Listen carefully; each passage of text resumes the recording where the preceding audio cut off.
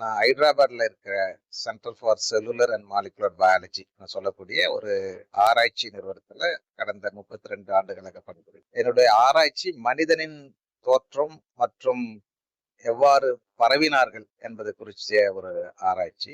அந்த ஆராய்ச்சியில சில வருடங்களுக்கு முன்பு அந்தமான் தீவுல இருக்கிற அந்தமான் பழங்குடியினர்கள் தான் முதலில் ஆப்பிரிக்காவிலிருந்து வெளியேறிய முதற் குடிமக்கள் என்பதை சில ஆண்டுகளுக்கு ஆராய்ச்சி செய்து அதை வெளியிட்டோம். அதனோட தொடர்ச்சியாக பல்வேறு மனித பிரிவுகள், காஸ்ட், ரிலீஜன் சொல்லக்கூடிய பிரிவுகள் எப்படி உருவாகியது, தற்போது ஒவ்வொரு காஸ்ட் அல்லது ட்ரைபல் அவங்களுக்குள்ளவே திருமணம் செய்து கொள்வதனால் எவ்வகையான நோய்கள் வருகிறது என்பதை குறித்து ஆராய்ச்சி பண்ணிட்டு இருக்கோம். அப்படி பண்ணும்போது அதாவது 30-35% இந்திய மக்கள் இனம் அப்படிப்பட்ட நோய்களின் தாக்கத்துக்கு இருக்கிறது என்பதை கண்டுபிடித்து சில சாதிகளில் அப்படிப்பட்ட அரிய வகை மரபியல் மாற்றம் உள்ளதையும் கண்டுபிடித்துள்ளோம். அது தவிர இந்த மரபியல் ஆராய்ச்சியை எப்படி மக்களுக்கு உதவும் வகையில் செய்ய முடியும் என்பதை பற்றியும் செய்து சில ஜாதிகளிலுள்ளேயே இருக்கிற